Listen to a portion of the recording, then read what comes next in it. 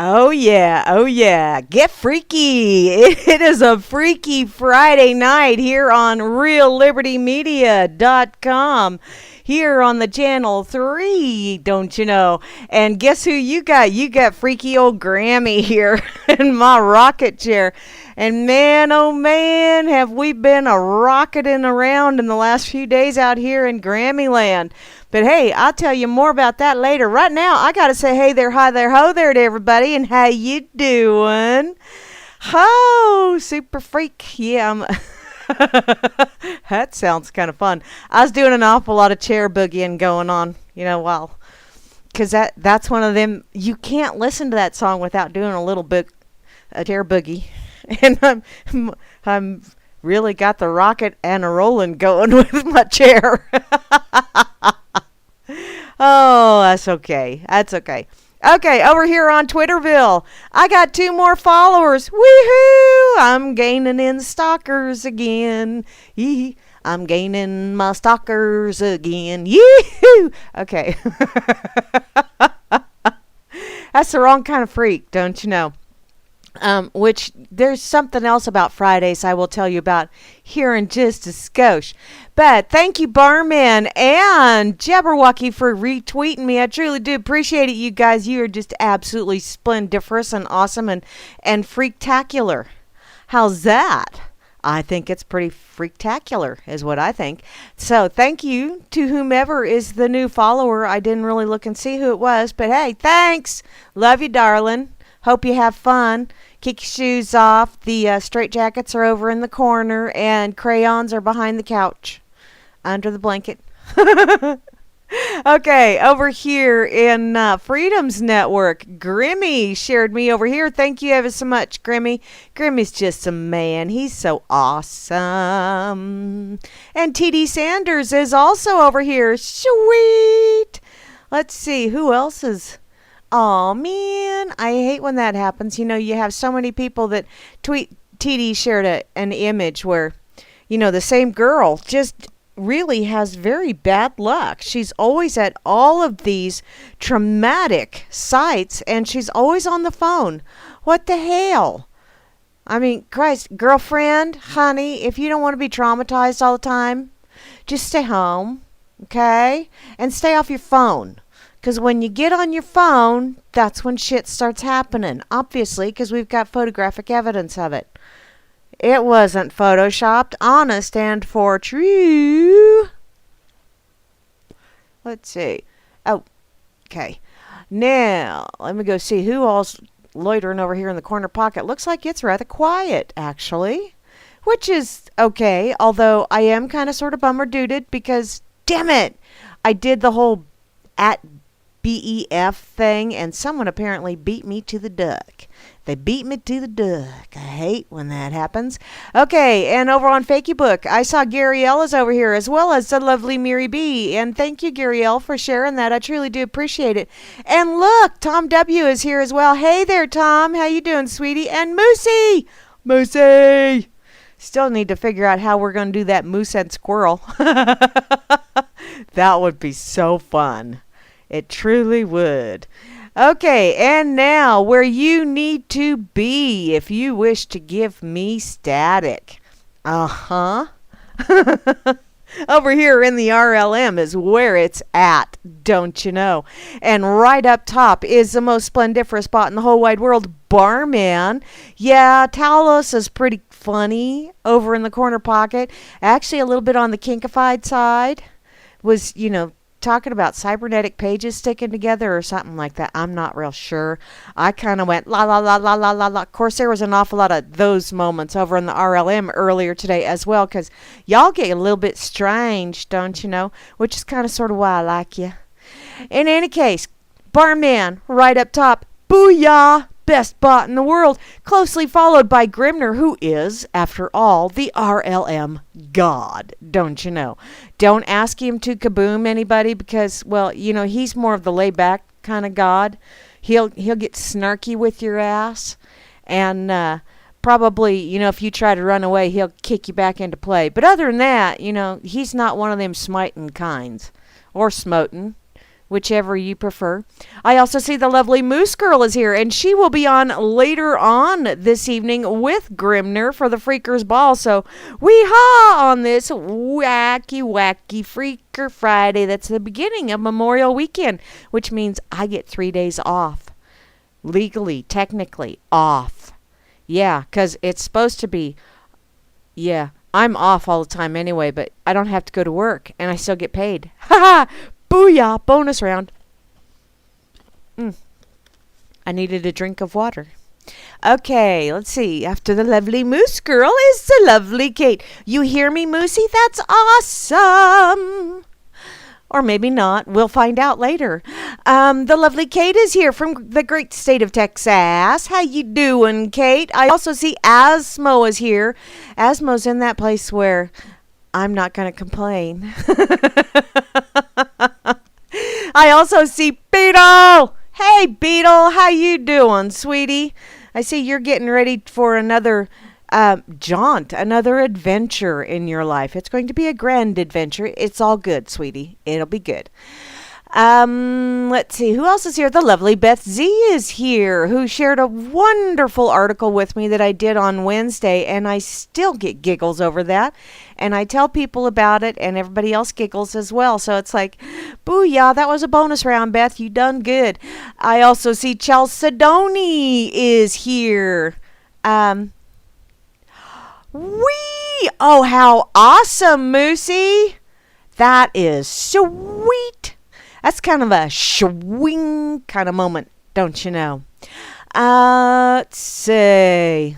Betsy Chalcedony with the O going on. I also see that Circle is logged in. Hey there, Circle. How's come you logged in? Sweetie, I figured you'd be sleeping by now, but I'm glad you're logged in.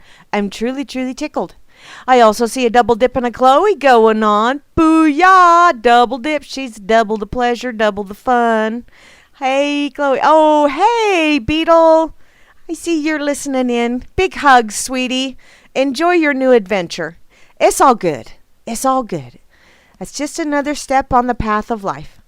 It's all good.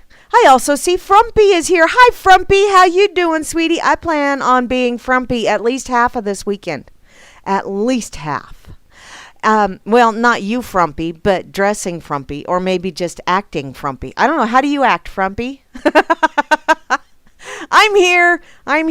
Kinda, sorta, maybe. Yes, rascal. I love you too. I also see IB Don C is here, who doesn't have to worry about having the long Memorial Day weekend because he's on vacay for the rest of his days. Booyah! Only has to work when he wants to. That's the way to go. That's the way to go. Oh, that is awesome, Moose. Sweet. Moosey got a raise. I usually just get a rise out of people. Not necessarily in a fun way, don't you know? Okay, let's see. Java Doctor 2 is in the house. Oh, thank you ever so much, darling, for sharing that lovely pic of Lily. She is absolutely gorgeous. Absolutely gorgeous. I also see JJ's, who did the entertaining of the wackadoodle crazy chatter troops over here in the RLM and out there on Webcom Radio as well. So, hey, booyah, shout out to JJ's. He does such an awesome job. And just ask him, he'll tell you. I also see P. Bunyan is in the house. Hey there, P. Bunyan, how you doing? You been felling any trees lately? I had Mother Nature fell a couple of partial trees yesterday. We had some wildness going on out here. I also see Rob Works is here. Honey, did you fire up the bubbler before I got logged in? Bubbler time, tiny bubbles. Big tokes. I also see Woodman is here. Hey, Woody, how you doing, sweetheart? As well as, it's in a bag. Oh, it kind of smells? Really? Well, what's it smell like? I don't want to know. Hi, Phantom. How are you doing, darling? I hope everything's going well. And I hope your cousin is doing better. I hope she's improving all the time. I also see BTC Bob is here. Hey there, Bob. You know, you spell Bob frontwards and backwards, and it still spells Bob. That's an exciting name when you think about it. Think about it. I also see Dimma is here. Hey there, Dimma. See, Dimma and I have this little bit of a competition going on over in the corner pocket. We're both trying to friend ducks. Dimma's got more friendly ducks than I do because I think Dimma's been at it for a while longer, but that's okay. I'm going to catch up with you. Just you watch. Hide and watch. I will. Trust me. Oh, smudging yourself? Sweet. Ha. It's supposed to kind of smell, Beetle. It's supposed to scare all of those evil spirits away. So does lemongrass, actually. Lemongrass is rather purifying. I've got lemongrass going in my diffuser right now. Actually, I have lemongrass, eucalyptus, rosemary, and what's the other? Just a minute. Let me peek here. Peppermint. That's what it is. That's what's going in my diffuser right now. So it smells very wonderful in my house. Let's see. Where was I at? Dimma. Jehovah. Jehovah, honey, you was overachieving last night. Just saying. Just saying. Although I think Lisa B and I came to well, she had an epiphany last night, and I happened to agree with her. So, but I'll get to that here in a bit if I don't have one of them there squirrel moments. I also see Juana Taco is in the house. Had those the other night. Was extremely yummy. I also see Kozu. Hey there, Kozu. How you doing, darling? As well as, looky there, the lovely Mary B from Down Under. Hey there, lady. I saw that you said it's a little bit foggy there yet. I'm foggy, but it has nothing to do with the weather. Oh yes, sweetgrass too. Yeah, and cedar. I had cedar and sandalwood and willow bark and white sage going the other day. It's wonderful. Okay, I also see Bot is in the house, which that was rather appropriate, don't you think? You know, I was sitting there talking about the lovely aromas I was putting in my house, and there's Bot showing up in the chat. I also see Ninsun Dubois is here. Thank you, honey, for having a name that I can really exercise my facial muscles with. As if I don't do that enough already throughout the day. But thank you anyway. I really do love saying that name. It's fun. And North Force is here. And we got, hey, I'm looking out the window and the wind has gone down. Thank you, North Force, for toning down the wind. I truly appreciate that. I also see Pon Sauce is in the house, as well as the lovely Rain. And you know what, Rain? Honey, you overachievered last night. Because when I got home from my appointment with Lisa B, which I got all kind of texts and all kind of phone calls. I mean, I think people were freaking out because I wasn't answering the phone because, well, I was having an appointment with Lisa B. Couldn't answer the phone. But I got home and I had 3.2 inches of rain that my rain gauge caught. So it's like, wow. Yeah. Kind of had a toad floater here. Kind of. So, Rain, you know, you can back off on that just a skosh, okay? I truly appreciate it. I also see Sock Puppet. Hi, Sock. How are you doing? I noticed that you now have 2 grasshoppers that you are training in IRC chat battle. I'm impressed. 2 grasshoppers. Oh, yeah. Puff, puff, pass. Damn. Stats Bob is here as well as Tip Bob, which rounds out the Bob triplets. Yay. Trust number 1 is here, which is the one you need to trust. Especially when you get that little tingly feeling, then you need to trust yourself and knowing that you probably ought to go to the bathroom, because if you dance around too much, you'll go to the bathroom whether you got to the bathroom or not. And to round out the crew, the one, the only, the Vil E _ or Vil. Or, no, it's not Vile. It's Vil. It's Vil. I like Vil. Because I live in Grammyville. Better than Gramityville, because that would be a little bit on the freaky deaky side, wouldn't it? And speaking of freaky deaky, it is a Freaker Friday, but it's also a Pastafarian holy day. don't you know, Fridays are Pastafarian holy days. And since we're coming into a long weekend, I figured I would cover that. But first, I would tell you about the freaky deaky weather we had last night. Now, as far as I knew, we really weren't supposed to get any nasty kaboomers out here in Kansas. Possible rain, but nothing really nasty. And so, I figured, oh, cool beans. I can go up and visit Lisa B and, take my time and then I can come home and I can maybe get some gardening done while there's still some light out. That was the thought process that I had. Yeah, that best laid plans of mice, because men have absolutely nothing to do with it. No, that's not a sexist remark. Please watch Hitchhiker's Guide to the Galaxy and you'll understand that snarky remark. In any case, on my way up to see Lisa B, because she lives in the next town west, I noticed the clouds were starting to build up and they were starting to look just a skosh cantankerous. And I thought, I don't remember seeing that in the forecast. What the hell? Well, by the time I got to Lisa's,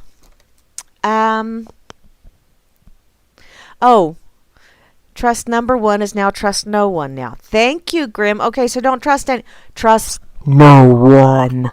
Not even Mother Nature, because she throws shit at you that you weren't expecting. She done it last night. Ow. In any case, as I got to town and getting ready to, I needed to do some shopping real quick, get doggy food and that kind of stuff.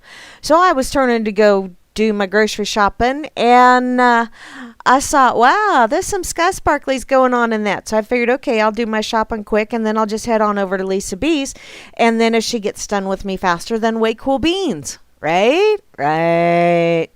Well, I get to Lisa's, and she looks at me, and she goes, you wanna put your vehicle in the garage? And I'm like, why? They were expecting hail, anywhere from quarter size to 50-cent piece size hail. And it's like, oh, great. Well, I got full coverage. A few dents won't bother me that much. But I did pull up enough under her eave because it sticks out far enough to where my windshield was covered. So it was all good. And then she said, have you noticed that the last few times that we've gotten together, like in the last, 4 appointments that I've had, hi, Fudd. That's my brother, Fudd. That's my Puerto. Hi, Fudd. In any case, she said that the last few times that we've gotten together, it's stormed. And I said, oh, really now? Huh. And I thought about it, and she was right. And the appointment last night was, I was having a Reiki appointment, and she was balancing my chakras for me, which, oh my God, it was just so cool. And it really was, because when she balances your chakras, crystal, and you know how they have they do the divining for like water and that kind of stuff, and sometimes they use the pendulum to instead of the divining things for finding water and stuff. Well, she uses a pendulum and does all this energy work and stuff, and she was holding it over my third eye chakra. That bad boy was a spinning. And I watched her hand, and her hand was not moving. Her fingers were not moving, but that thing was a-going. And then there was a couple other chakras that she said, no. We got to work on these because they're wonky. They're spinning wonky. They're spinning in the right direction, but they're spinning wonky. So, yeah, I don't know if y'all want to be around anytime, when Lisa B and I get together anymore, because we've decided that between the two of us, we kind of make some weird shit happen. Because, like, we're both a little bit on the crazy side, and we're both kind of on the wonky chakra side. Yes, Moosey, pendulum. The crystal pendulum is what she was using. And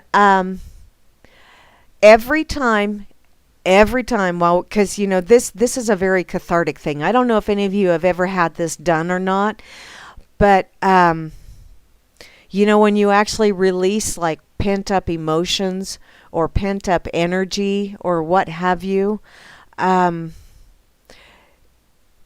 you really feel releasing. It's almost like popping your knuckle, only it's not a knuckle that you're popping. That's kind of least that's how it feels for me. And when she was working on the chakra, my throat chakra was a little on the... Apparently, I was not speaking my truth well enough. And Lisa does listen to me. But yeah, there were a few things that I think I needed to say. And the solar plexus chakra was a little bit on the wonky side, and so was the root chakra. So, we had to clear those. And yeah, every time we got something released, and I think we actually got something to break free in my hippocampus too, because wow, that popped as well. But every single time I got rid of that, whatever was blocking and making that pendulum go wonky, the chandelier flickered. None of the other lights flickered. And she has, she has an absolutely way cool room that she does this in. But the lights around the exterior of the room, along the walls, they were fine. It was just the chandelier that flickered. And it was every time that a chakra cleared that happened. Because the first time I didn't say nothing. I thought, okay, I felt that, and I saw the chandelier flicker. What the hell? Well, then the second time I felt something, Lisa goes, "Did you feel that?" And I said, "Yes, I did." And I said, "Did you also notice the chandelier flickered?" And she said, "Yeah, I did." So it was really kind of wild. And you know what was even wilder is Colby, which is where she's from, was really supposed to get the brunt of the storm, but she and I were both in our minds telling the storm to calm down and to just relax. And so it all went south, and that's why I have trees down. And why we had a tornado go just south of where I work. So, yeah, it was kind of wild, but yeah. And Moosey, what was really wild about me not speaking my truth? It was some old pent up hurts from the ex that surfaced. But I got them out. I got those evil spirits out of the building, and I got to tell you, I was buzzing for the rest of the night. You ever get that feeling where you just feel like you've got electricity just coursing through your whole body? It's not painful. It's just kind of a tingly feeling, and it's just going and yeah, that's kind of the way I've been since last night. I'm just kind of buzzing right now. So, hey, it's a Freaky Deaky Friday. And I'm buzzing. And now that I've kind of shared that little freaky deakiness with you, which if you ever do have a chance to go and get your chakras aligned, do it. Do it. Seriously. But you got to be open for it. You got to be willing to, because it'll make you cry. Honest to God, I laid there on the table and sobbed like a big baby a couple of times.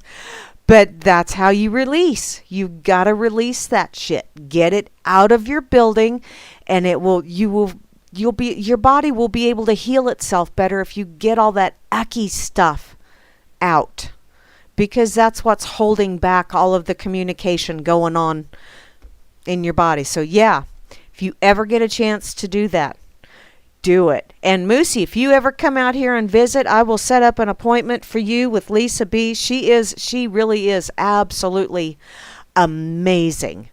Amazing. So, yeah, she will get you lined up, and she'll sit there and cry right along with you.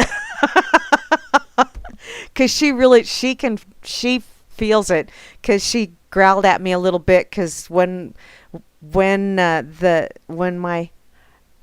hippocampus, I think that's what it was, when that blockage released, she went, "Ow, ow, you gave me a headache." Because yeah, that's it. It was a sharp pain, and then it just kind of went away and went to her. Sorry, Lisa B. But yeah, it's wonderful. Get it done. Seriously, honest to God, that is just the coolest, most invigorating thing you could, well, it's not the most invigorating thing you can do, but it's the most invigorating thing you can do with your clothes on. How about I put it like that? Okay, now that I've done that, let's go get a little bit more existential, shall we? Because seeing as how I've been getting a little bit on the wonky and crazy side already, speaking my truth, don't you know? Yes, Moosey, you would love it. You would love it, dear. I know you would. Let's see. I set some things aside the other day because I thought, okay, I'm getting this urge. I'm getting the urge to talk about the flying spaghetti monster because, well, I like spaghetti, number one, but did you know? I mean, I got to go to this court ruling. Of course, it was last year, and it's somewhat miffing. But this is on Ars Technica. Apparently, they don't feel that worshiping the flying spaghetti monster is a real religion, according to the court. And I thought, what, isn't there supposed to be something about separation of church and state? I know it doesn't exactly say that in the Constitution, but damn it, that's what we got taught, those lying bastards. Apparently believing in Pastafarianism is not a constitutional right. Well, it's not a constitutional wrong, neither's kissing my ass. But, you know, when you see that whole headline and everything, then you need to get to the story. Although first I must tell you, may you be touched by his noodly appendages.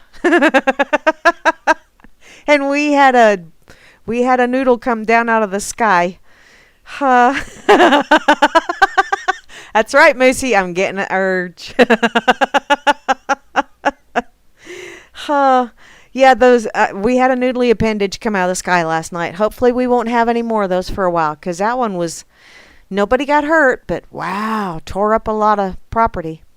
In any case, apparently a Nebraska inmate who has professed his allegiance to the divine flying spaghetti monster, lost his bid demanding that prison officials accommodate his Pastafarian faith.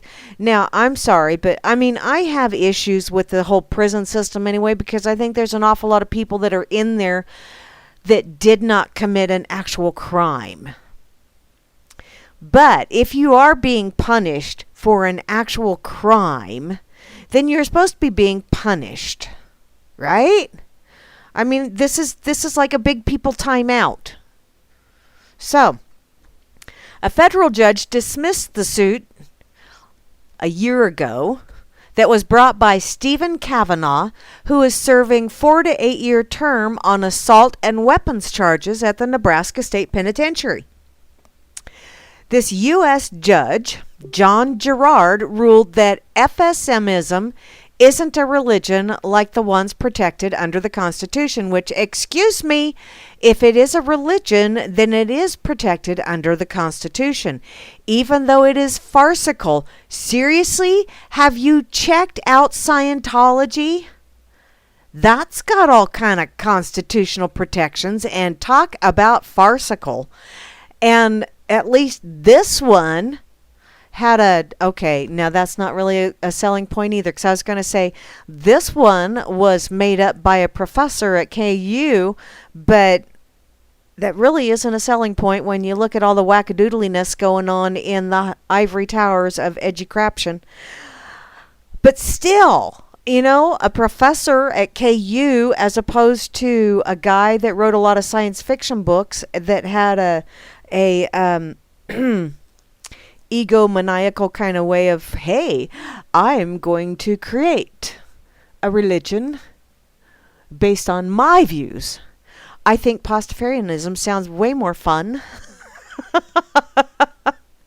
Apparently, the court finds that Pastafarianism is not a religion within the meaning of the relevant federal statutes and constitutional jurisprudence.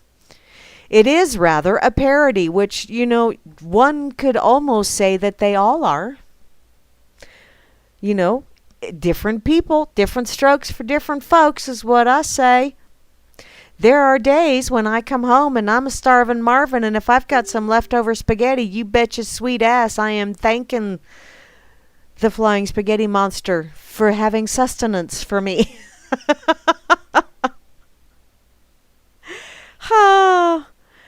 apparently this was just intended to advance an argument about science, the evolution of life, and the place of religion in public education. Which, okay, so suck your toe. What are other religions based on? I mean, there's an awful lot of religions out there that are based on some pretty crazy shit. There's a religion out here that basically there is one family that practices it, but they have all kind of religious guarantees for that one. So what the hell? I don't get it.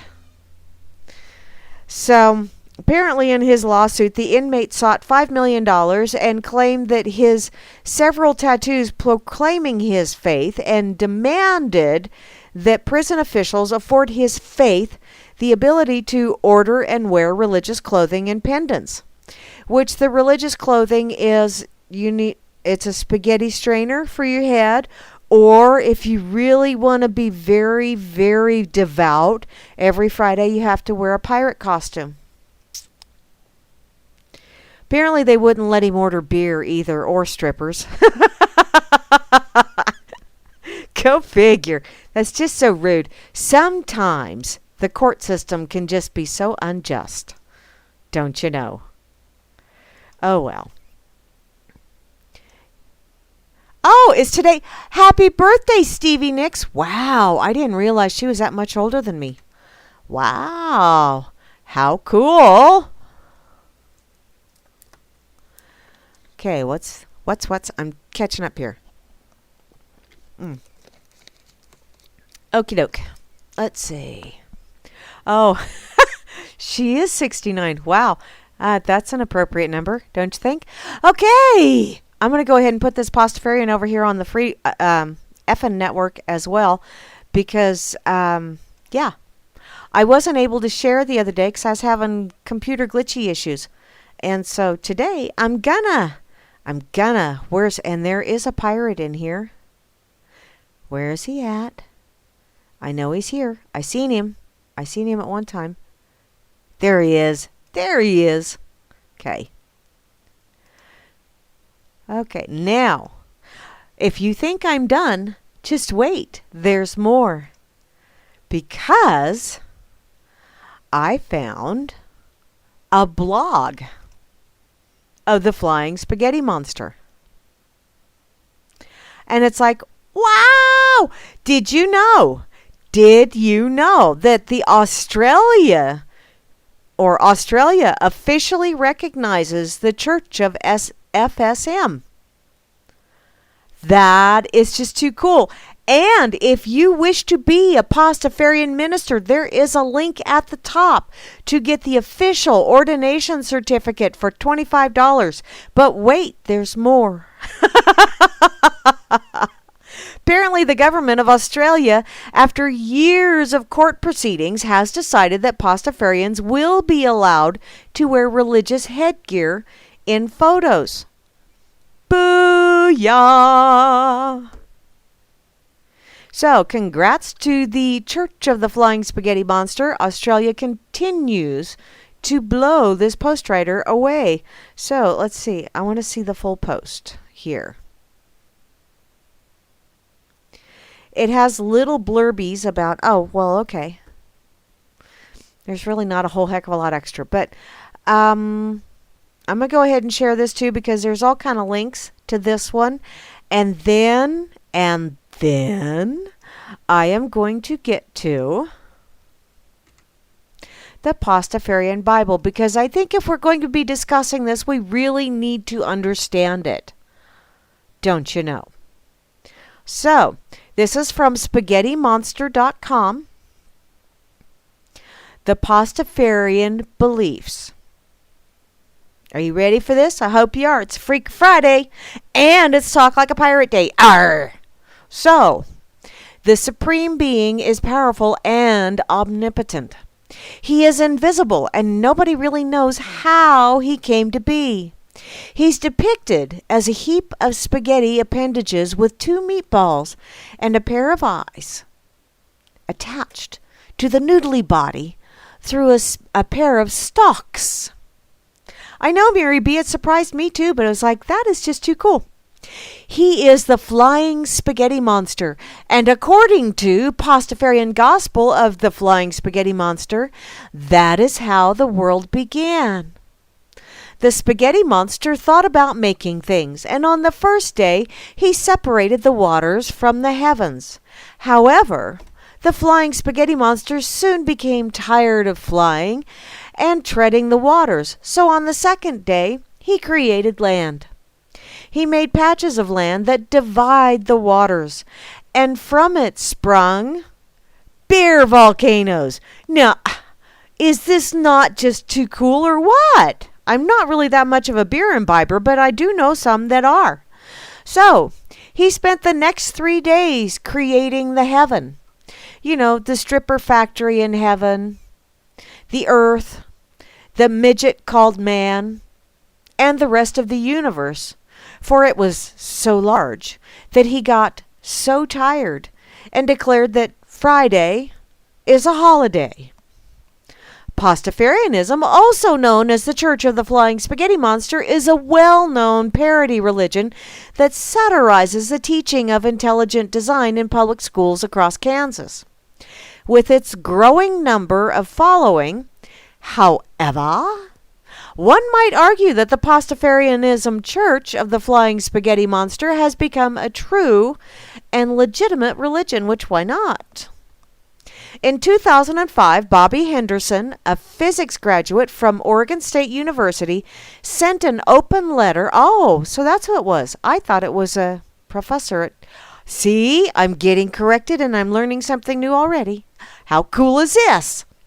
This was a physics graduate from the Oregon State University who sent an open letter to the Kansas State Board of Education.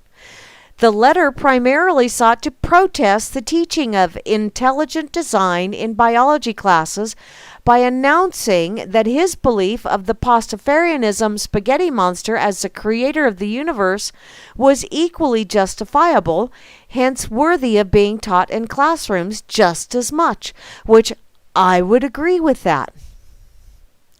Because if we're going to teach one religious point of view, let's teach them all. And if you're not going to be open to teaching them all, then leave that for the parents to do at home. Hey, what a novel idea. He claimed that the universe is actually young, just around 5,000, not millions, of years old, as scientists say. And according to Henderson, the spaghetti monster made false evidence to make the Earth seem older and even interfered with scientific experiments and carbon dating processes to get dissimilar results. The challenge of the concept of Pastafarianism quickly became an internet sensation, and it becoming the symbol of opposition for intelligent design. I think it's also become a symbol for the opposition to anything those in authority are trying to shove down our throat.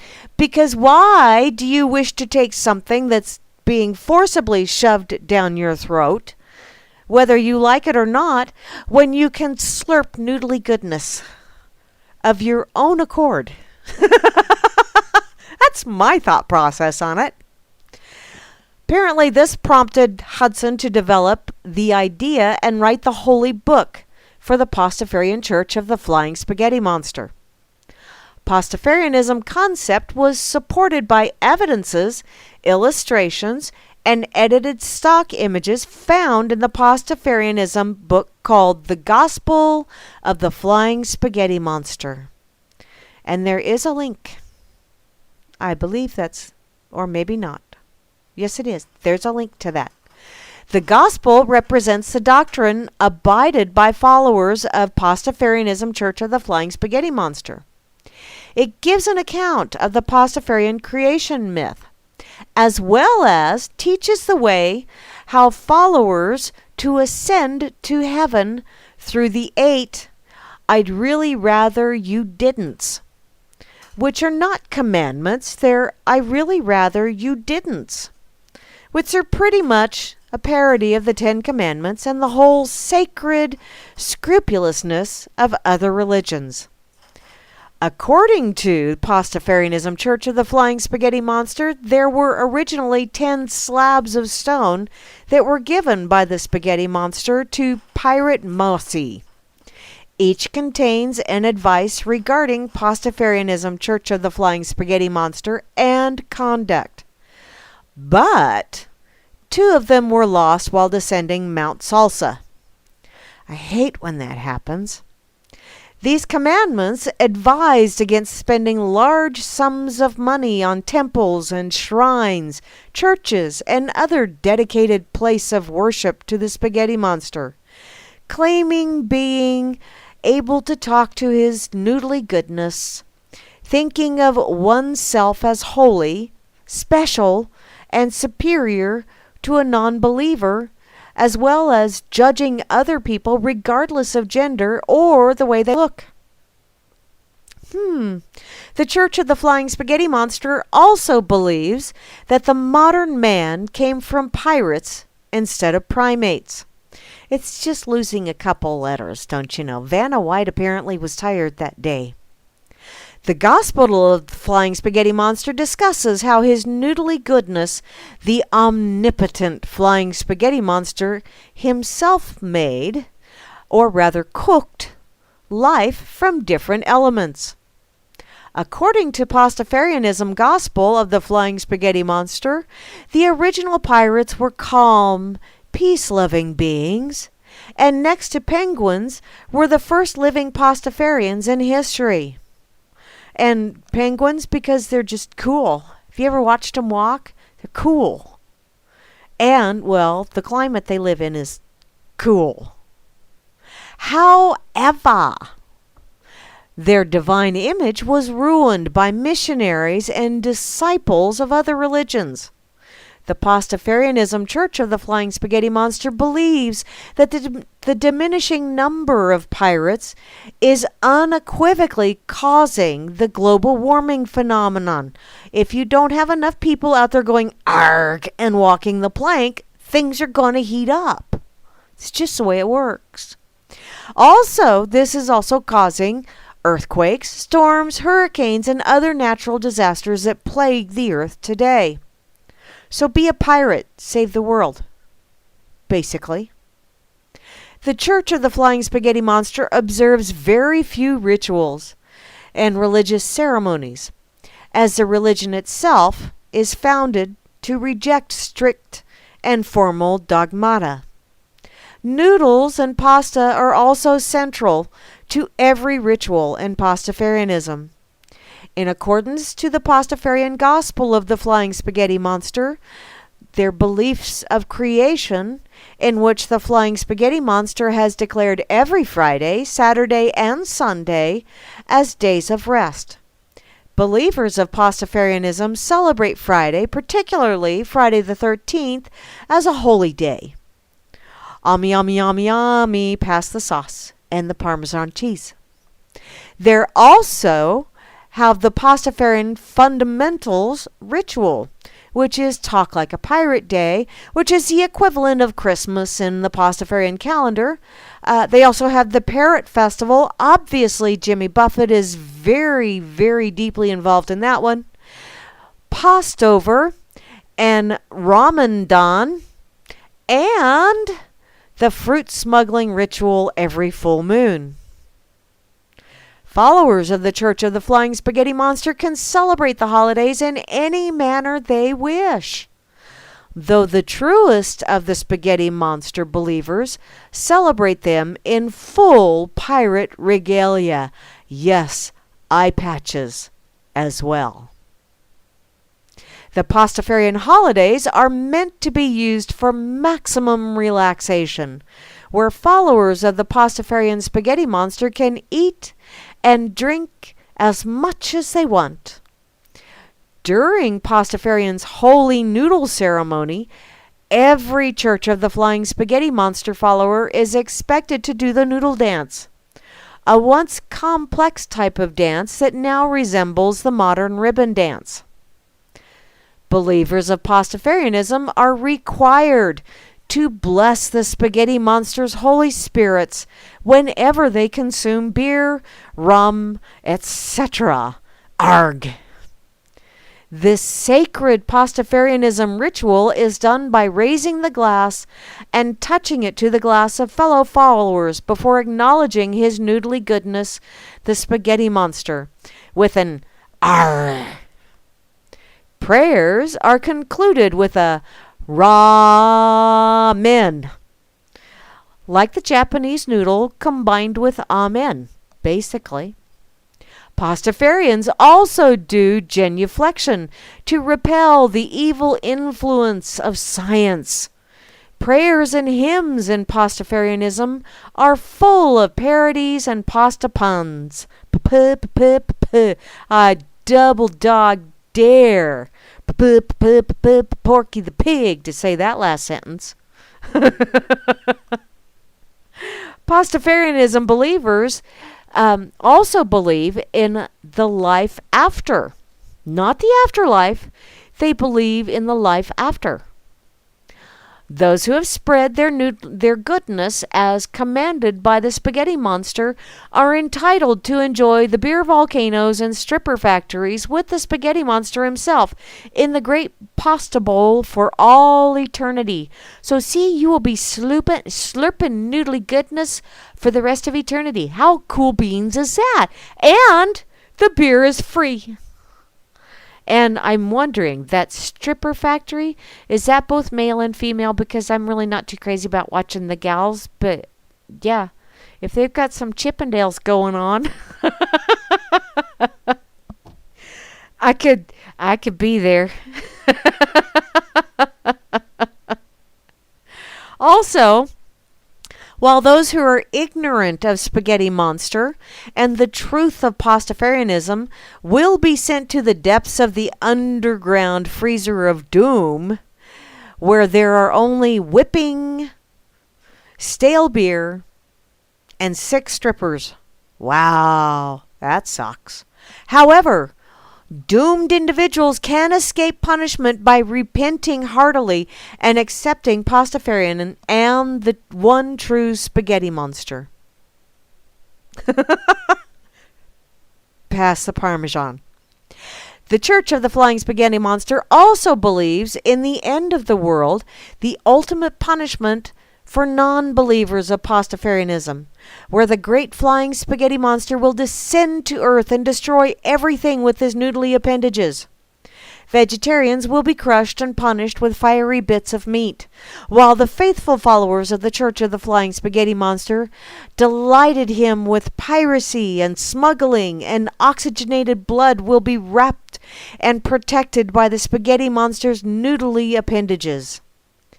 Converting to Pastafarianism is extremely simple. It could be one of the simplest in the world. The conversion ritual, also known by the Church of the Flying Spaghetti Monster as the Holy Suck, does not require anything but a long spaghetti noodle. According to the Pastafarianism gospel of the Flying Spaghetti Monster, the noodle should be cooked al dente, flung at the wall or a ceiling to see if it sticks. Then slurp in one swift motion. Too much Parmesan is prohibited, as it may cause the Pastafarian ritual to go terribly wrong. So now that you kind of have a general idea of how it works, who's with me? 'Cause I think I'm going to get me one of them there certificates. I'm gonna be a Pastafarian minister one day, and I'm gonna sling al dente noodles at people. Just because. Okay, you guys are talking about bears over here. What bear are you talking about?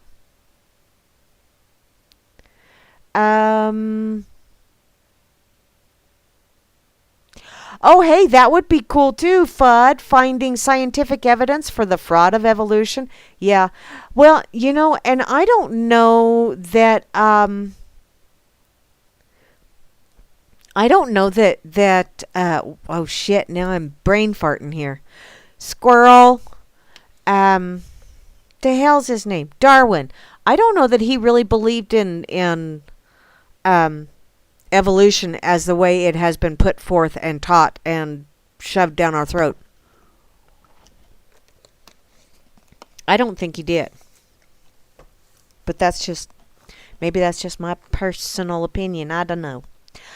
For some silly reason, I'm thinking I remember reading something about how he did believe in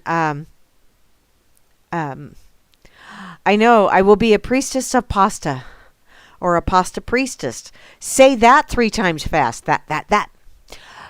Oh, that's a pretty bear. I finally got a chance to check that out, Moosey. That is a pretty bear.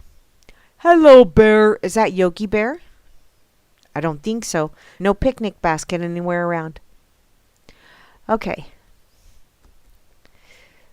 Oh,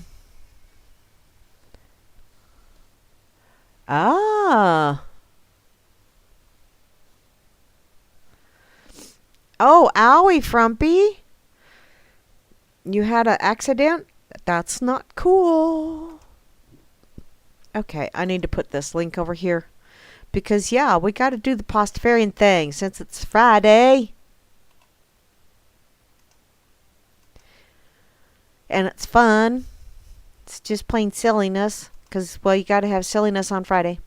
Right? That's my story, and I'm sticking to it. Okay. Back to my pocket I go. Now that I have touched on the metaphysical side of the world, let's check this one out. Because, I mean, I'm talking religion already anyway, right? So let's check this out. This is Posted News D2blogspot.com. And it's from July of last year. It is 10 foods and drinks that Jesus likely consumed. Which, you know, I really think that Jesus is probably pretty good buds with old flying spaghetti monster. That's just my thoughts. So, I don't know. You might think so too. So, 10 foods and drinks that Jesus likely consumed.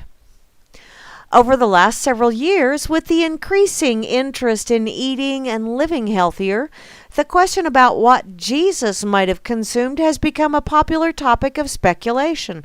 Really? Because this is the first I'd seen of it, and this is a year ago, and I'm just going, wow, really? Okay. I have a bracelet that says WWJD, but I don't have one that's WWJE. I might have to get one of those. E and D. Hey, there you go. Eat and drink. So, hey, what would Jesus drink? There's the WWJD. I figured it out finally. I'm a little slow on the uptake sometimes. So, in some instances, we can discover the foods Jesus ate by reading the Bible. For example, Luke 24:41 through 43 states that, and while they still did not believe it because of joy and amazement, he asked them, "Do you have anything here to eat?" They gave him a piece of broiled fish, and he took it and ate it in their presence. Ta-ta! However, this is one of the rare passages in the Bible actually showing us the types of food and drink Jesus consumed. However, again, historians and archaeologists have made educated guesses, which historians and archaeologists, and quite frankly, scientists as well, make those sometimes educated, sometimes educrafted guesses based on the foods known to grow in the geographical area and on customs and beliefs during the life of Jesus or Emmanuel, or however you wish to refer to him as. The list of foods and beverages below are some of the ones that many believe he ate during his lifetime. So pomegranates, I like pomegranates. I absolutely love pomegranate juice. An early mosaic of Christ from the 4th century features pomegranates flanking him. The remarkable number of juicy seeds in the pomegranate symbolizes the many believers who make up the church in religious history. The pomegranate's antioxidants are thought to be responsible for the potential health benefits. Research studies suggest that regular consumption of pomegranates and pomegranate juice can support heart health, breast health, prostate health, and skin health. Nutritionally, a single pomegranate provides nearly 50% of our daily fiber and vitamin C needs. See, he was no slouch, he was no dummy, he knew what to eat and drink. Fish, which is also very good for you, except for the Fukushima fish. F-bomb. Christ was cooking fish when first seen by some of his disciples after his resurrection. Fish is an excellent source of lean protein, an essential part of our regular diet. Additionally, fatty fish like salmon, mackerel, sardines, lake trout, and herring are excellent sources of omega-3 fatty acids. The omega-3 fatty acids have been reported to have anti-inflammatory actions, and consumption of adequate amounts of omega-3 fatty acids have been suggested to support healthy blood lipid levels, reduce blood pressure, and reduce heart disease risk. Note they have been suggested because if you claim that they do those things, then the FDA steps in and goes, ta ta ta ta, we're going to stomp down on this and we're going to regulate it because we're the FDA and that's what we say we can do. Although they don't realize that all of their regulations only apply to other fellow government employees. Ta-ta! Fishing was a common occupation during Christ's day, and Christ asked Simon, also called Peter, and his brother Andrew to follow him to become fishers of men at the Sea of Galilee. Which, wow, there's all kinds of things that you can come up with that one. Yeah, that whole saying, swallowing something hook, line, and sinker. Yeah, not necessarily a pleasant connotation anymore, is it? Honey is another one of the foods that is suggested that he consumed. Christ's first cousin, John the Baptist, consumed honey, so Christ and others are also likely to have enjoyed it with oven-baked bread. Honey has a long history of use as both a food and for its natural health benefits. Many of the phytonutrients in raw honey have been reported to have cancer-fighting properties. Note once again, have been reported to have. They cannot say, I have found that this works for me. You can't even say that. You have to say, have been reported, so that it leaves lots of leeway room. So nobody can step in and say, well, you said, and then the FDA steps in once again and rains on everyone's parade. It also has been suggested that adding honey to one's diet can support normal blood sugar and cholesterol health. The carbohydrates in honey have been shown to enhance digestive tract health by promoting beneficial bacteria, and would have been a good energy source for the long walking journeys during the time. So see, you take unleavened bread and you take honey and you can road trip it. Takes care of the sweet tooth too. Olive oil and olives, which I like olives. I didn't know olive oil was that old. Yuck, yuck, yuck, yuck, yuck, yuck. That means Popeye was really old. So, the sop used to dip bread in during the Last Supper may have been or contained olive oil. Okay, they're kind of going out on but olives are very prevalent down there.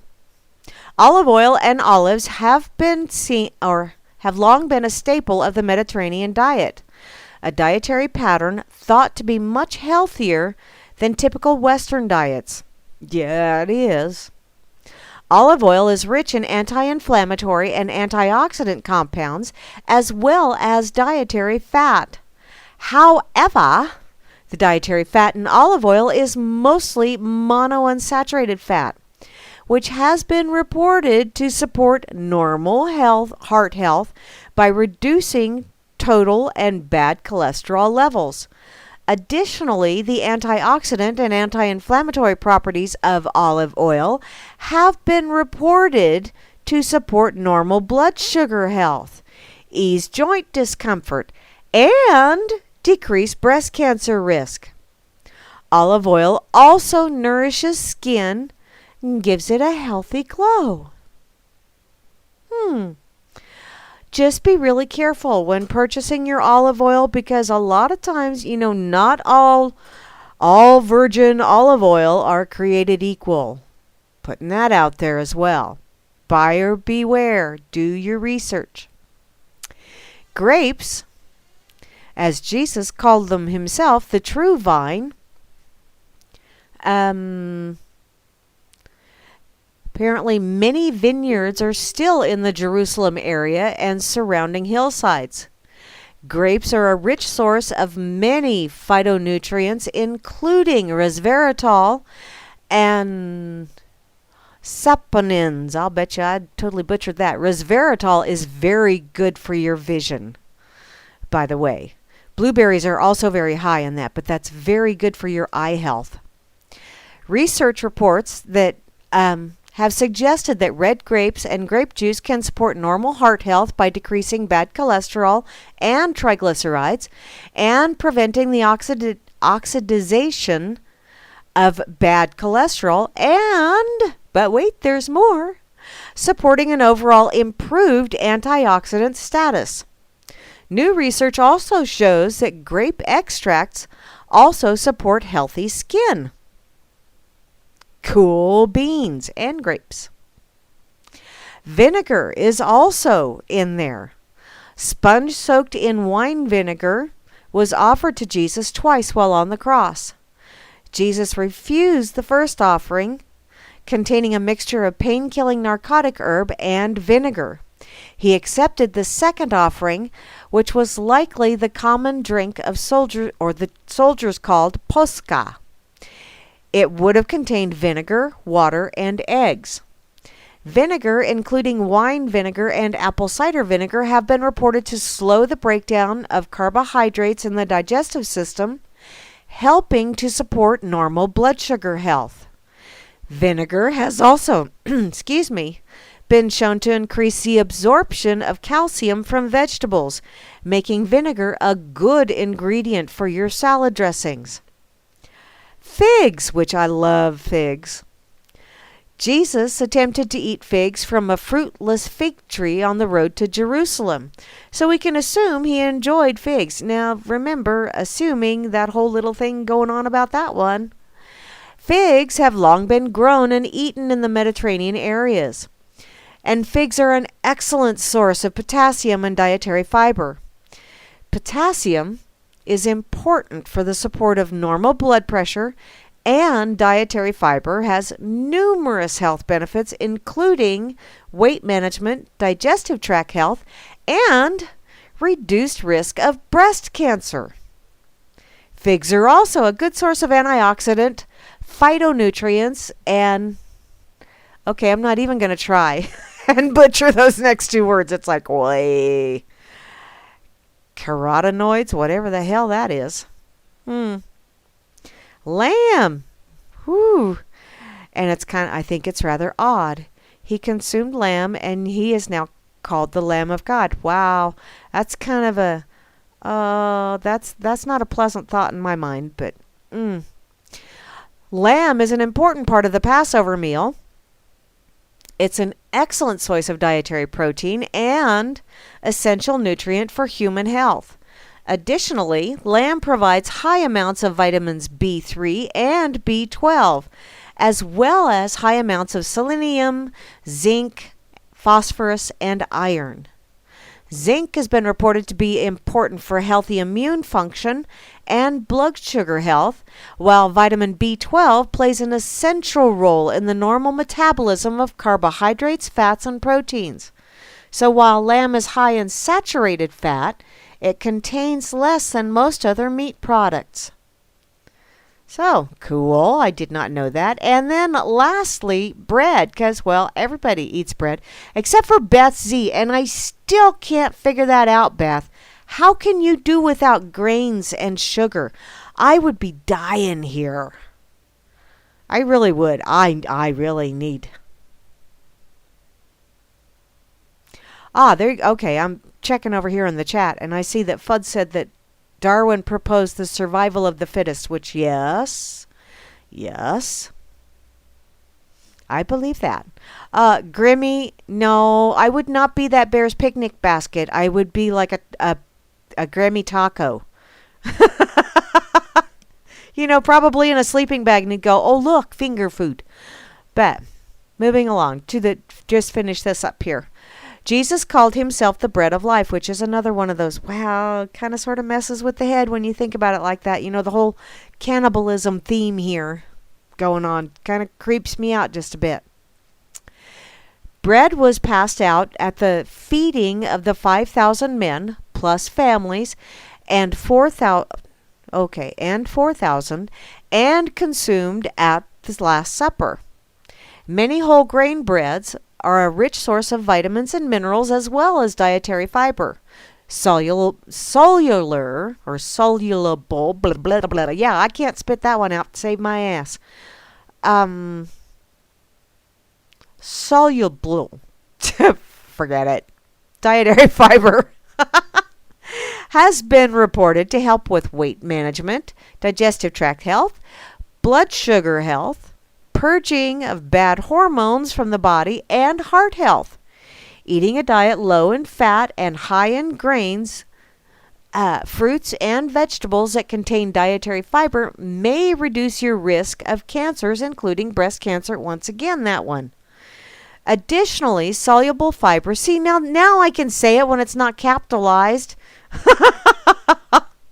Soluble fiber from foods such as oat bran and whole grain barley as part of the diet, low in saturated fat and cholesterol, may reduce the risk of heart disease as well. So, lots of maybe, might be, almost, kind of, sort of postulating going on there, but they are all very logical postulations, in my humble opinion. So, y'all are awful quiet in the chat. Please, am I really that riveting?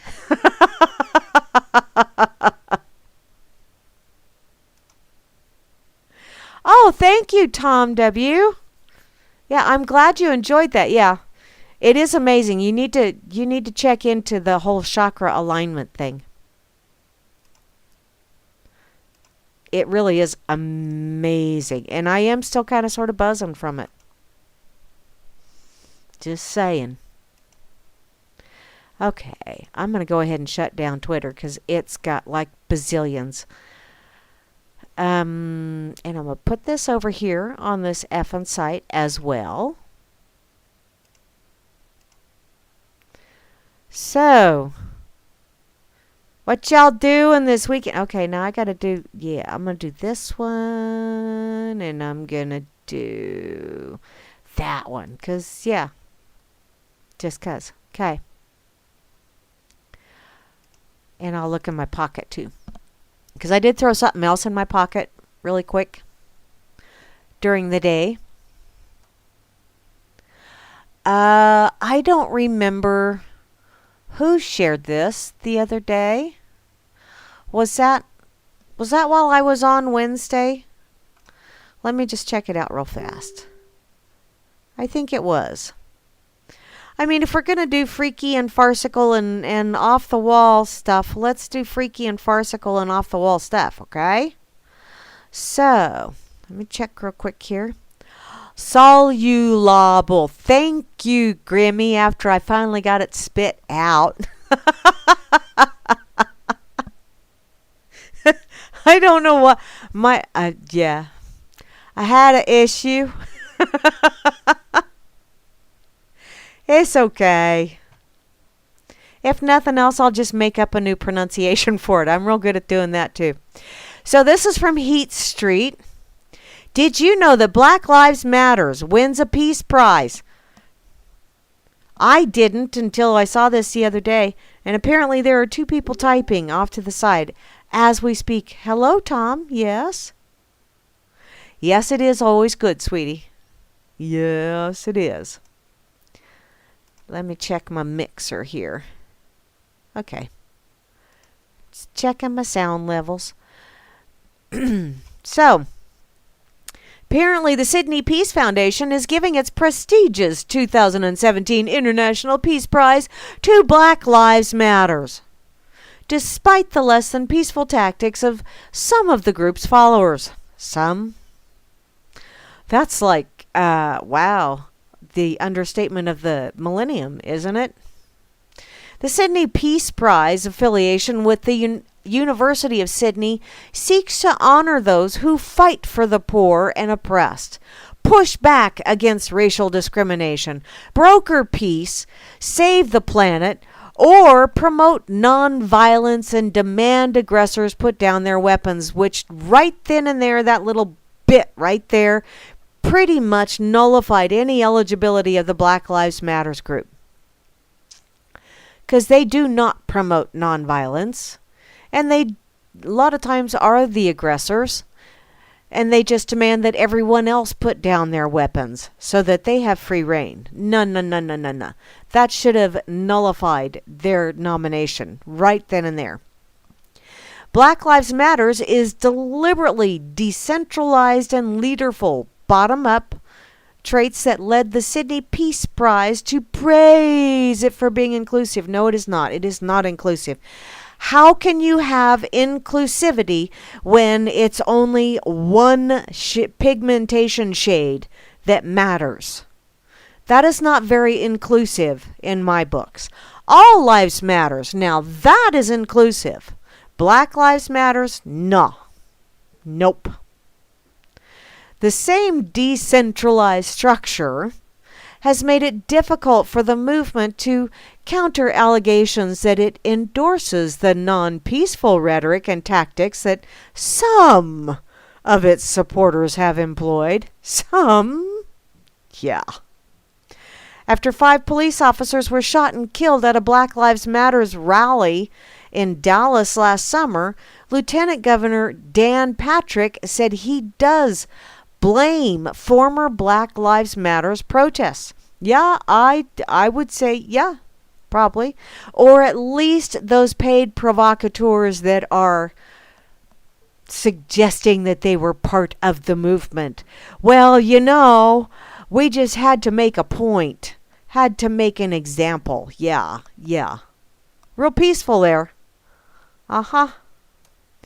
The prominent activists within the movement denounced the cop killings and the use of violence more broadly.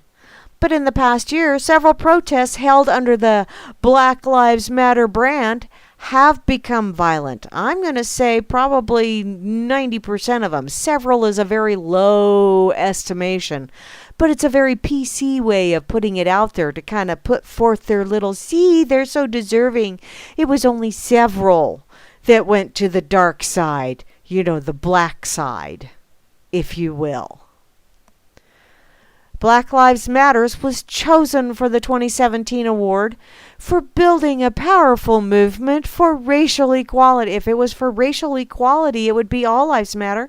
Courageously reigniting the global conversation around state violence and racism. Okay, let's raise the banner on state violence, but racism is most of the time racism is propagated by those that make a living by having it continue, aka Jesse Jackson and Al Sharpton, you know, those race baiters. Oh, let's see, Dangleberry was a real good one too. So was her wife, whatever that is.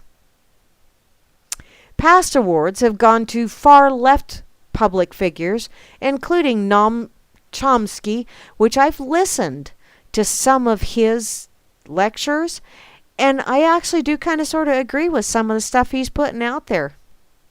Isn't that scary? Also, Naomi Klein won one. But this is the first time that the award has ever gone to a group and not an individual. Apparently, they're going to receive $50,000 prize as well as a handcrafted trophy and recognition at the November 2nd award ceremony, which $50,000 prize, that's not even a spit in the ocean compared to what George Soros has shoveled into that organization. But hey, it's the recognition. We're in it to do good, not for the financial gain. Right. And if you believe that, there's some swampland somewhere for sale that is not here. Because I really do have swampland here, and I'm not selling this. Sorry. Used to be fun to say there's swampland in Kansas, but yeah, it's not so funny anymore because it really is. Okay, put that over here on this effing site as well, and then I will go and find another one of my... Oh, hi there. I got notifications. Flasheroony Head. Which Flasheroony Head will be joining me tomorrow morning for the dork table, or I will be joining him. Apparently I'm the co-hostage. Or co-hostage, however you wish to put that. I'm the elder of the two, so nanny, nanny, boo-boo. That'll learn him. Although it is his baby, and I like saying, ha, ha, ha, I'm the elder. You must listen to your elders, and then watch his eyes kind of roll around a bit. And then he takes another toke and ignores my ass. So it's okay. It's all good.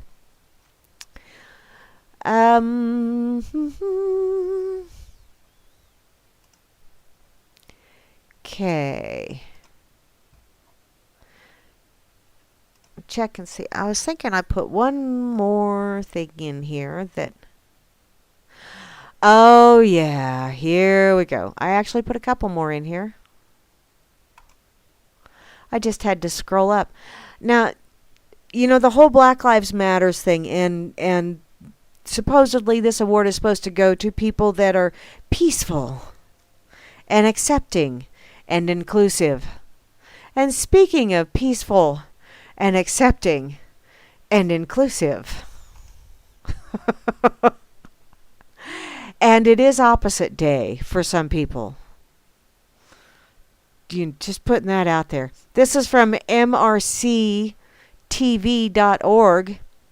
Apparently there are students out there that are protesting to demand the resignation of a professor for opposing, wait for it, segregation.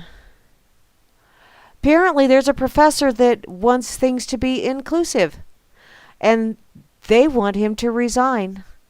Probably, if he doesn't, they're going to go suck their thumb and find their safe space. But let's find out, shall we? These students at Evergreen State College are calling for the resignation of an allegedly anti-black professor after he objected to a school-sanctioned event calling for whites to leave campus for the day. Now, if you're going to be talking about inclusivity, and you're going to be talking about rising people up from, I don't know, oppression, then you don't tell everybody else that they have to leave the building. You're supposed to raise them up, not pull those that are supposedly, according to your little mindset, above. But, you know, a lot of these people that are saying this shit say death to all whites, and then they look in the mirror and it's like, what? But I identify as black. Really? You think they're going to pay attention to that shit when they start carrying out your wishes? Dumbasses. Oh well. According to Evergreen State College's description of the day of absence and presence, The multi-day event is dedicated to address current issues surrounding race at Evergreen and beyond. You want to know what the current issues are surrounding race? They're all made up brouhaha bullshit because the only race there is the human race.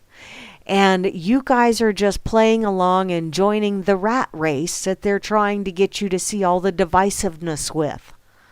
It's the human race, honey. The details of the day of absence instruct students to choose between attending events on campus reserved for people of color. Oh, please explain to me how that's not prejudiced, how that's not biased, how that's not being non-inclusive. I want to know how your opposite day shit works. I really don't understand your logic here. Or these people are to go off campus if they identify as being from a majority culture of white perspective. Wow. What if you're of a Neapolitan perspective? That's kind of sort of what I am. I get out in the summertime and I have brown parts of me, and then if I get too much sun, I have pinkish or red parts of me, and then there's parts of me that don't see the sun and they stay pretty much vanilla. So I'm more like a Neapolitan kind of perspective. Do you have a special place for that? Hey, I would therefore be a people of color, wouldn't I? Because I'm multicolored. So there, I can hang out on campus, and if you try and say something, I would tell you, kiss my lily white is what I could do. But I wouldn't, because I really don't want to hang with y'all. Evergreen State College's student publication, the Copper Point Journal, confirms that 2017 was the first year in which white students were told to leave campus because of their race. No, they were told to leave campus because of their pigmentation or lack thereof. Once again, it's the human race, you Delbert Dumbutt. Biology professor Brett Weinstein vocalized his opposition to the new day of absence plan in an email to the First Peoples Multicultural Advising Services Director, Rashida Love. The First Peoples Multicultural Advising Services. Holy shit, they come up with some hellacious titles for these people, and they're all made up things to give someone else a little bit of an inflated ego. Do you have self-worth issues and therefore you have to have a title that's 10 miles long? Is that what's going on, Rashida?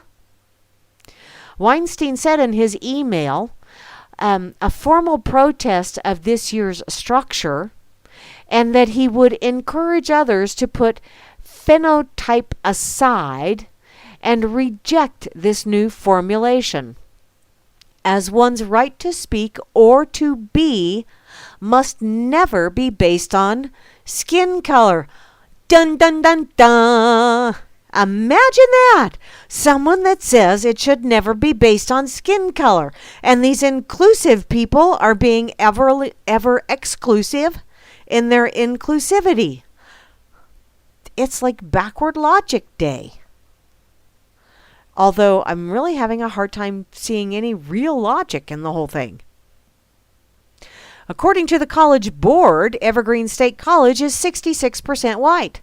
So apparently if the professors decided to have a final on that day, and the bulk of those students that are pigmentally challenged did not show up, then I guess they would get a 0 for that final, and then, oh hey, that would make the numbers look a whole hell of a lot better too. It's like, oh, look at all of these persons of color that passed their final and graduated it with, wait for it, flying colors. And then you have all of these persons that are pigmentally challenged that failed their finals, just didn't make the grade. Wow, what a wonderful way to push forth your agenda, you little Of course, that could quite possibly be just my imagination, but hey, you know what? I would much rather have an imagination than a butt hurt. So, there you go. Apparently, these people are upset over Weinstein's comments. And students confronted him and called for him to resign. We really want you to resign because, well, we're not going to fire you because, well, that would make us look like the bad guys. But if you quit, that would just be so awesome for our movement. Yeah, what is your movement? A bowel movement? It's what it's starting to smell like to me. Apparently, there is a difference between debate and dialectic. Or at least that's what Weinstein told the protesters. We don't care what terms you want to speak on. In other words, they did not understand what he said. That's what one student shouted back, which, honey, if you truly are on the college level of education, you would have understand what he said and you would have come back with a little bit better comeback than we don't care what terms you want to speak on. This is not about you. We are not speaking on terms of white privilege. Okay, you are not speaking on terms of what? Apparently, this is not a discussion. You must do so. So, apparently now the students are the parents. Oh, and also, apparently, you have lost that one. Really? He lost that one. Alrighty. Apparently, another student said, you said some racist shit. Can you apologize? Well, I don't know. Can he? Is he going to? I doubt it. I do not believe, or this is Weinstein's reply, I do not believe students of color are targeted in the sciences here. But maybe I misunderstand what you mean by targeted. Weinstein continued before the protesters cursed, and then Weinstein continued saying, I do not believe that anybody on our faculty with intent specially targets students of color. This was before getting shouted down again, because if we do not like what you have to say, we will yell and scream and holler and not listen to you. It's the collegiate version of plugging their ears and going la la la la la la, or kicking and screaming like a petulant 3-year-old. Asked to resign, Weinstein stated definitely that he is not resigning. After hearing that he will not resign, students began chanting, hey, hey, ho, ho, Brett Weinstein must go. Really? Oh, how creative, how inventive of you. That even rhymed. Wow. So I'm thinking you at least paid attention to the 5th grade. Apparently there's video attached to this as well. Of students screaming at a police officer during the march, which, piffle, big babies. The Olympian reports on May 24th, the day after the students protested Weinstein, hundreds of students surrounded Evergreen State College's president George Bridges' office to protest against alleged racism on campus, not seeing that they are projecting the racism, not seeing that they are being the most racist of all. They are demanding that this racism be addressed only in the way that they want it addressed. Good job there, special little snowflake. Apparently, Junior Holla Warmer told the Olympian, it's important, it's necessary, it's life or death for us. Really? Really?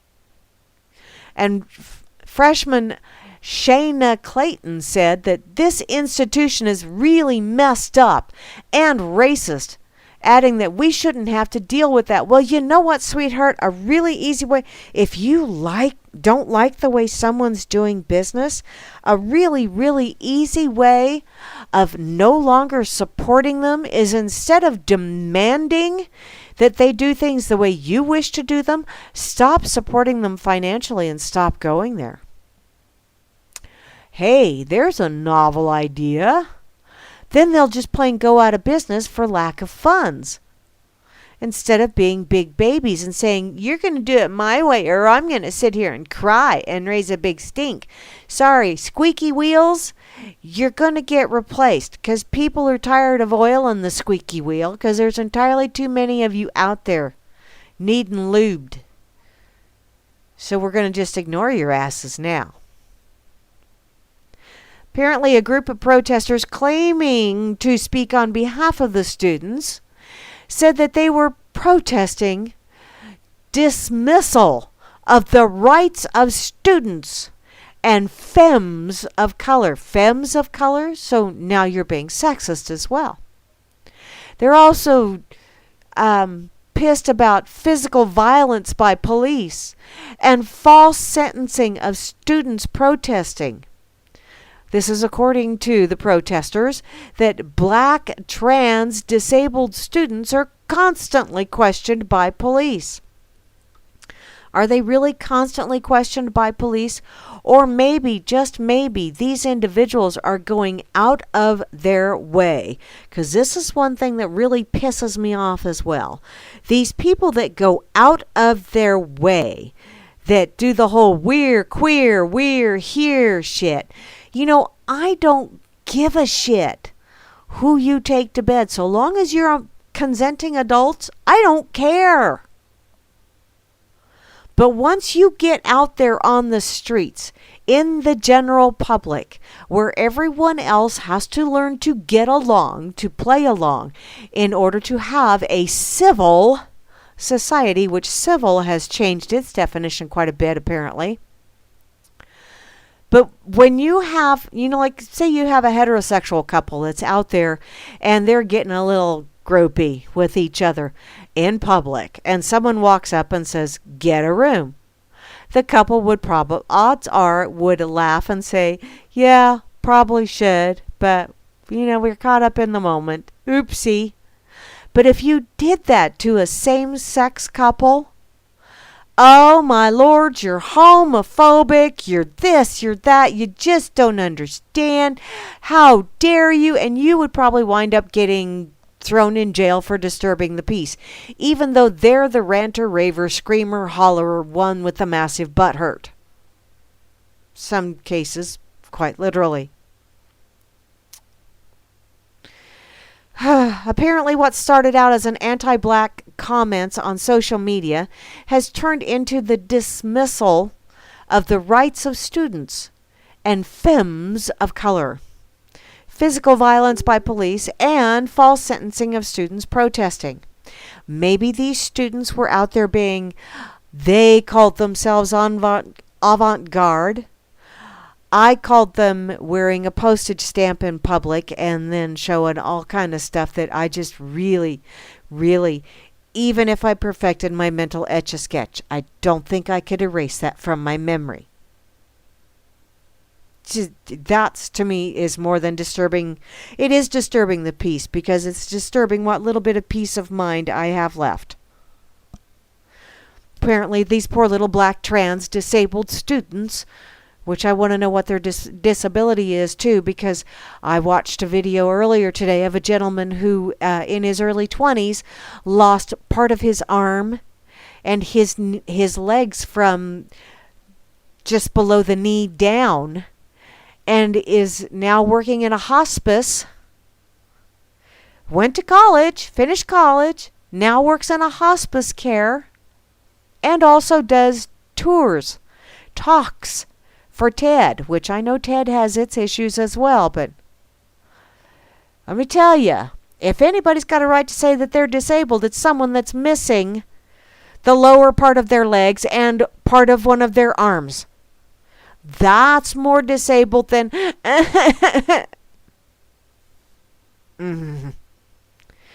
Apparently these people are being actively sought out and confronted by campus police constantly. So if they are being told to go home and put some clothes on more than once, then they are constantly being harassed, apparently. I don't know if that's really what's going on, but that's what I'm thinking is what really is going on. These police are apparently refusing to explain their actions and harassment because, well, telling them to go and put clothes on is just not right. Students will not stand for this anymore. Well, then sit down and shut up. As students of color have never felt comfortable on campus and have not been treated equally. If you do not feel comfortable somewhere, why in the hell are you staying there? Seriously.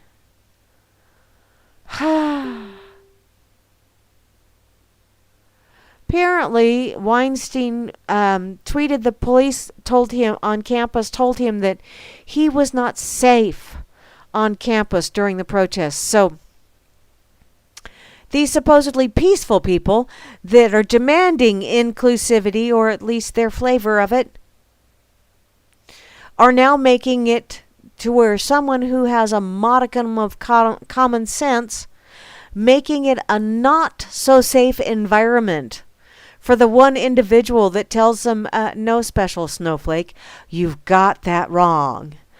Go pick up a dictionary and read the definition of those words that you obviously are having a little bit of trouble comprehending and using properly in a sentence. Despite being told that he wasn't safe on campus, spokesperson Zach Powers told the Olympian the protests have been intense and useful. Really? Apparently, it's been an intense and useful conversation with a group of students. The college is working with the groups to address their issues. This type of conversation is being replicated across the country right now. In other words, they are becoming even more of a den of educraption, not education. They also remain committed to providing a great educraption to all students. Although Powers said the college is dedicated to providing that, Weinstein tweeted his students were being threatened for recording the student protests.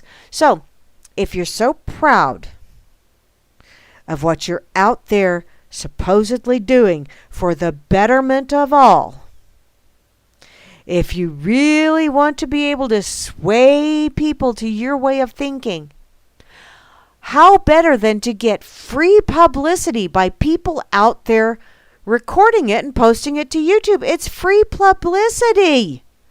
What are you bitching about? But oh no, we can't have that. No, because they might catch us not being altruistic. They might catch us not being inclusive. They may catch us behaving like a bunch of petulant 3-year-olds. And we just can't have that, because then we'll have to go into special snowflake mode. And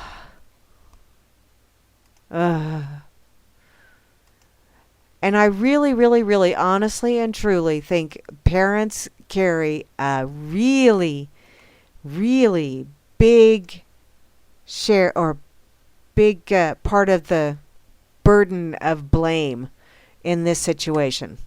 Because parents, seriously, if you would have much rather been a parent, then let's be buds, let's coddle them, let's give them an award just for showing up. Oh wait, those kids that didn't show up, they might feel bad too. So simply because you're in the same general geographic region and might possibly, if you went to school, you would be in that same average grade level, you should get a prize too. Okay. I think the prize is the present of the day and using it. But no, they're abusing it.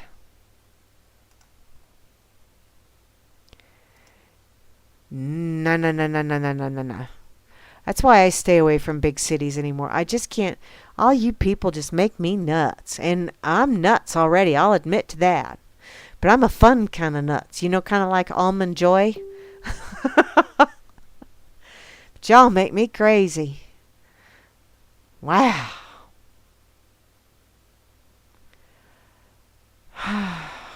Nut jobs. Every one of them. And before you tell me, quit calling these poor children names. I'm just going to... Hi, Nelson Dubois. I see you over here. Oh, hey, Nelson really likes Pastafarianism. I'm just catching up on this. And happy birthday as well, hun. Catching up on the chat over here in the corner pocket. And it's his birthday, and he likes beer. So he's going to convert to Pastafarianism, apparently. All right, go for it, dude. Okay. Did I get that? Yes. So,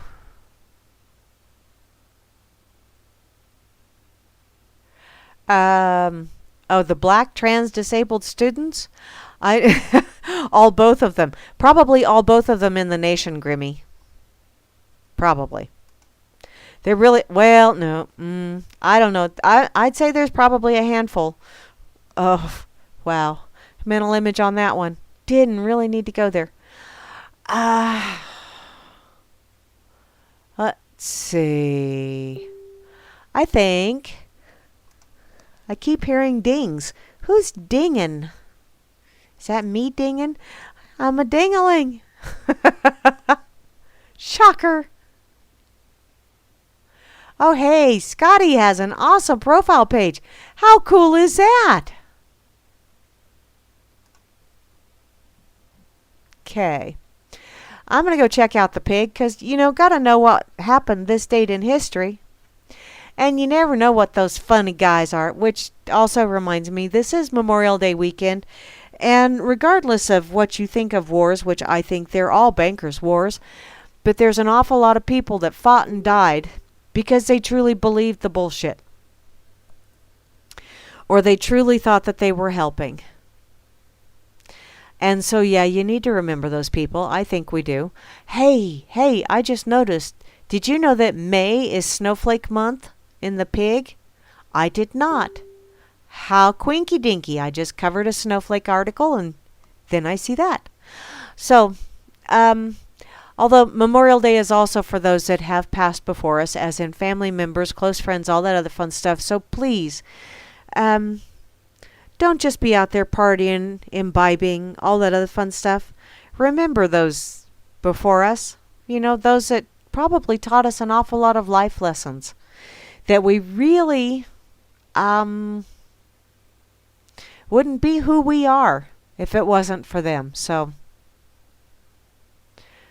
don't just party the weekend away, okay? But I'm sure those on the other side of that doorway are probably thinking, okay, you've remembered us. You've learned your lessons.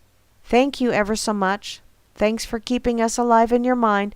Now go out there and enjoy your life because that's what it's for. You're supposed to be enjoying this life. You're not supposed to be a miserable little shit all the time or making other people miserable. You're supposed to be having a good time and enjoying all the cool stuff around you.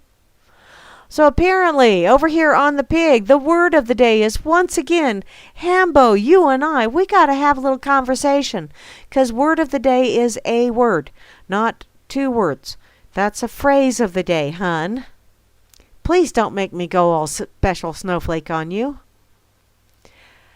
Apparently, green jobs are a globally warmed whopper, which is the 21st century equivalent of the equally mythical pot of gold at the end of the rainbow. There is a pot of gold at the end of the rainbow. I saw it. Okay, so I was a little drunk at the time. In their quotable quotes section, today is the day that we put aside to remember fallen heroes and to pray that no heroes will ever have to die for us again. Amen to that. It's a day to thanks for the valor of others, a day to remember the splendor of America, and those of her children who rest in the cemetery and others. It's a day to be with the family and remember. That's from President Reagan at Arlington on Memorial Day. Which, even politicians can be right once in a while. Even politicians that were movie stars, like B-actor movie stars, can be right once in a while. Today's question is, why aren't Asians that own pizza and hamburger eateries accused of cultural appropriation? I don't know. Why are they not accused of that? Interesting question. In the tasty tidbits section over here on the pig, what is celibacy?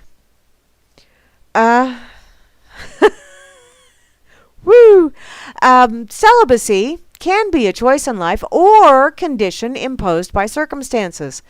While attending a marriage weekend, Frank and his wife listened to the instructor declare it is essential that husbands and wives know the things that are important about each other. He then addressed the men. Can you name and describe your wife's favorite flower? Frank leaned over, touched Annie's arm gently, and whispered, "Gold medal all-purpose, isn't it?" And thus Frank's life of celibacy began. Apparently, what lies on its back 100 feet in the air? A dead centipede. Ba-dum, bump, bump. And one more. What do you call a song sung in an automobile? I got to remember this one for the grandkids. A cartoon. I really have to remember that one for the grandkids. That'll be a clean one, I can tell them. Apparently there are bumper stickers out there that says, Jesus loves you, but everyone thinks you're an ass. Yeah, I know some people like that. Okay, scrolling on down to today's history. On the 26th of May, 1943, Edsel Ford dies.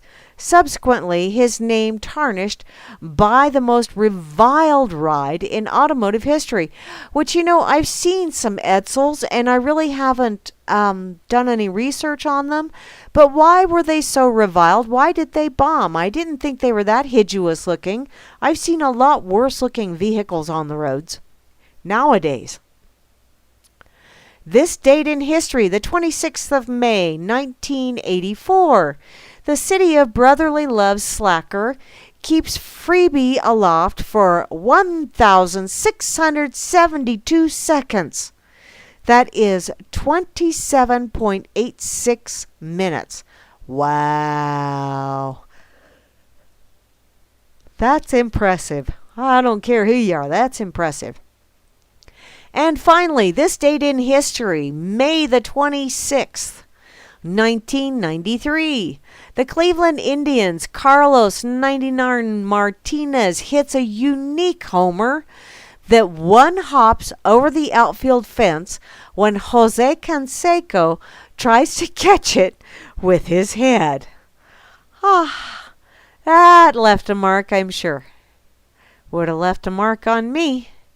Just saying. So, wow. Let's see. What a guy. What a world. What a world. What are you partying at, Woody?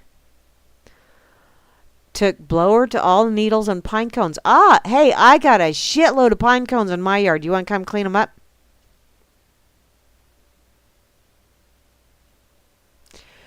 What's that, Grammy? You think they're unreliable? Oh, that's why. Oh, okay.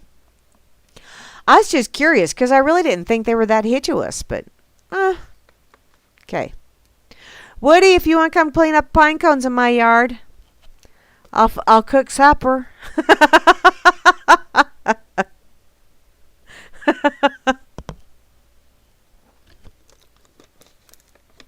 Oh, hey, you even got the leaves and the spider webs. Good job, dude. Okay, let's see. Do I have one more little quickie? Quickie! Okay, this is one Hansel shared earlier today. Or I believe it was Hansel that shared it from FoxNews.com. 2 addiction counselors die of overdose at a Pennsylvania facility. Sweetie, were you trying to do the whole instructor at a suicide bomber camp or something? You know, I'm only going to show you this once. Sometimes visual aids really you don't have to go all the way on that. Apparently, these 2 counselors at an addiction treatment center in Chester County died Sunday of opioid overdoses. If anybody is wondering how bad the opioid epidemic has become, this case is a frightening example, said the Chester County District Attorney. The staff members in charge of supervising recovering addicts succumbed to their own addiction. First responders were called to Freedom Ridge Recovery Lodge in West Brandywine Township Sunday afternoon. The 2 counselors were found unresponsive in separate rooms. Residents at the group home tried unsuccessfully to revive one of the counselors using naloxone,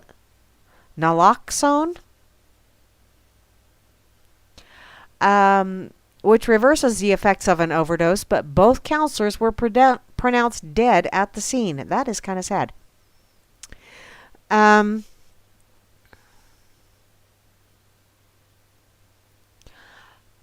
really? Well, I don't have an eBay account, and I don't want to go on eBay because eBay scares me. I'm afraid if I go on eBay, I'll buy something, and then there she goes. Yeah, so I just don't really want to go there, but I don't know. The prettier ones, the ones that haven't been stepped on, I would save, but because I do have friends around here that will use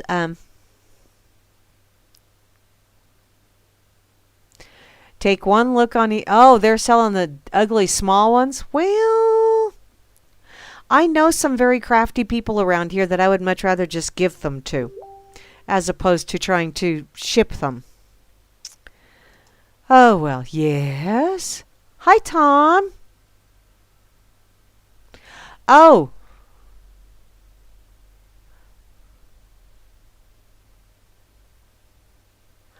Oh. Okay, Tom says that OD on heroin and fentanyl was in West Brandywine Township, which is 12 miles from him. Wow. Wow. Okay. What the hey? Come on. No, just open it.